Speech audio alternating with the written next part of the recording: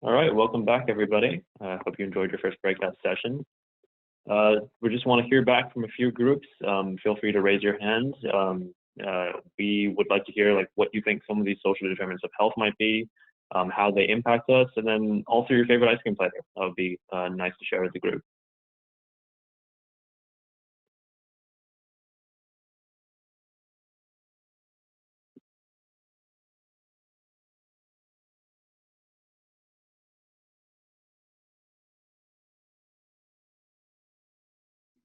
So it looks like Noah. Noah, do you want to go ahead and share?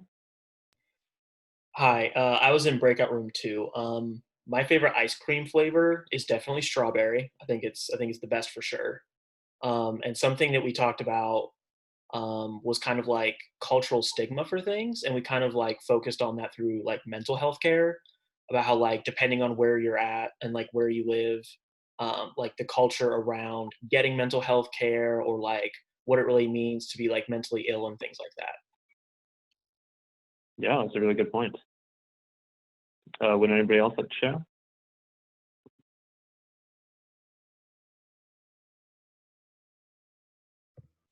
I think Zoe's raising her hand. Yeah, sorry, I can't figure out how to do the raise hand thing on there. It's like not an option on my screen.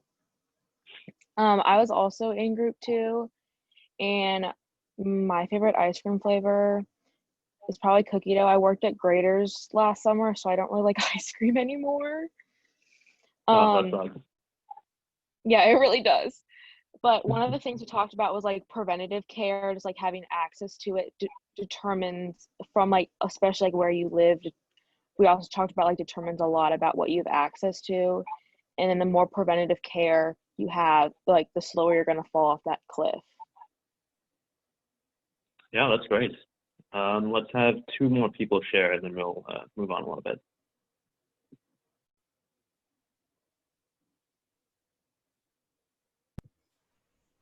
It looks like Brooke volunteered to go in the chat. Yeah, sorry, I can't raise my hand either, but I was in group 6, and one of the big things we talked about was education and how that like plays a role in knowing like what foods are healthy and like what sources to trust and that sort of thing. Yeah, absolutely. Education does play a big part in that. One more person.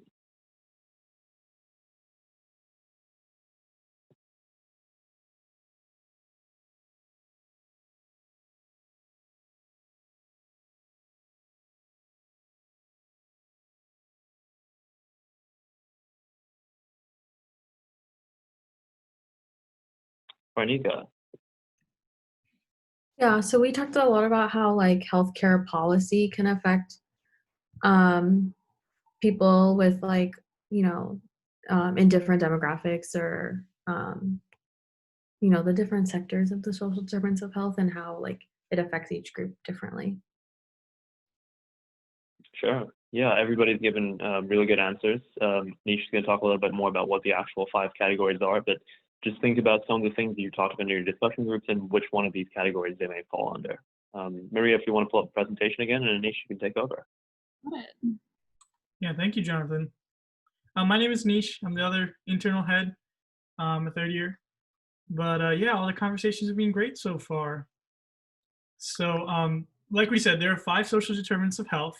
So based on how many you got right, you can drop that in the chat if you want the exact number. But the 5 social determinants of health are economic stability.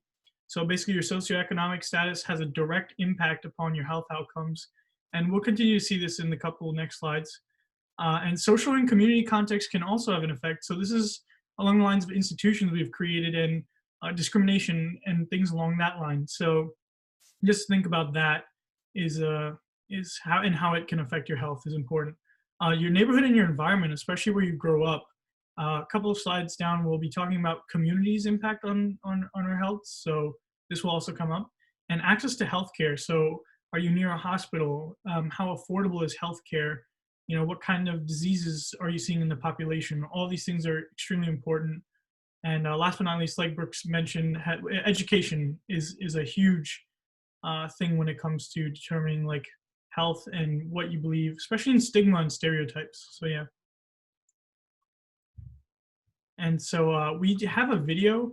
It's basically on the cliff analogy, but I think it did an amazing job of explaining it properly. So I guess you can just go ahead and play it, Maria.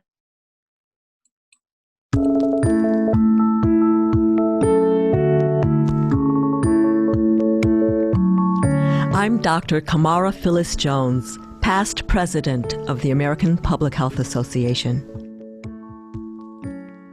You may have heard the saying, an ounce of prevention is worth a pound of cure. When it comes to health and well-being, preserving health is always best. But there's more to the story. Imagine that someone is walking along and whoops, they have just fallen off the cliff of good health. And if that were you, you'd be relieved to find an ambulance at the bottom to speed you on to health care. But what else can we do to protect you? How about a net to catch people? But nets have holes, so some people may still fall through, and the net is likely to rip over time. What else can we do? Clearly, we need to build a fence at the top of the cliff to keep people from falling in the first place.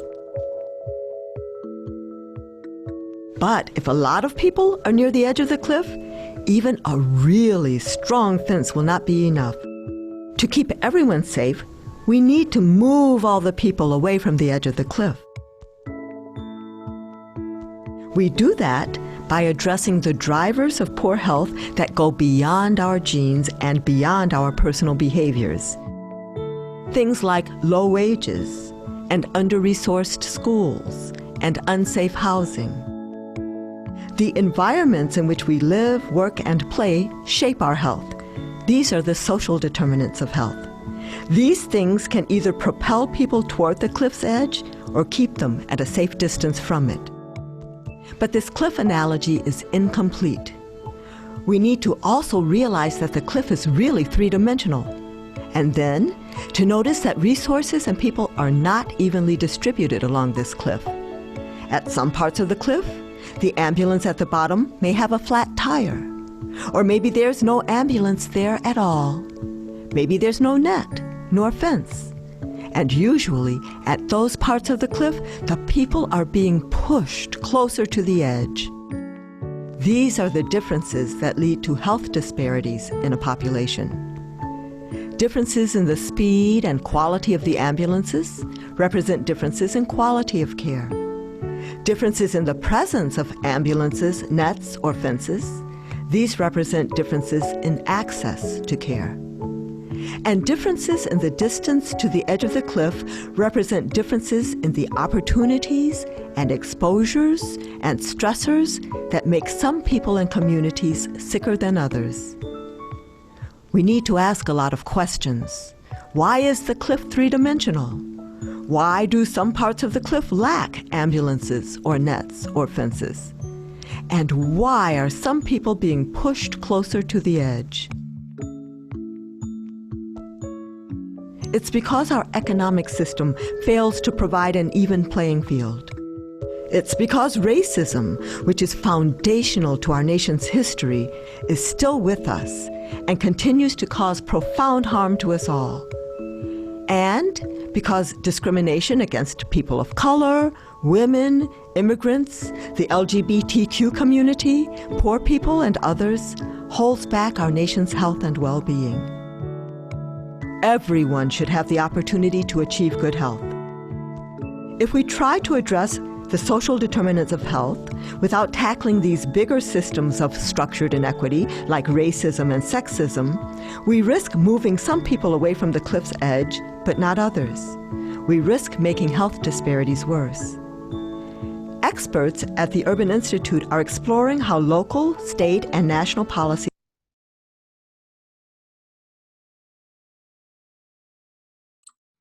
Cool. Hopefully everybody enjoyed that video. Pretty much just talking about the cliff analogy, how the social determinants of health can affect the people on the cliff. And so, Maria, if you want to you can pull up the slides.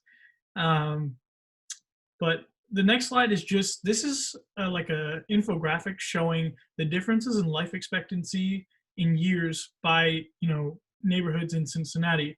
So don't worry if you're not from Cincinnati. I also am not from Cincinnati, but I think the main point of this is to see where we are. So we are around Clifton and University Heights. I don't know if you can show it with your mouse, Maria, but if you can see, the life expectancy is around 77.4 to 83.2, which is around the higher end. But if you notice around Clifton and University Heights, you see a drastic drop in life expectancy. And so this is a direct product of a lack of focus and resources to give to social determinants of health. So we're going to get you guys into discussion rooms to talk about the impact of social determinants. If you want to go to the next slide. Yeah, so we're going to have you guys get into discussion rooms, and basically the focus will be discussing the impact of each social determinant of health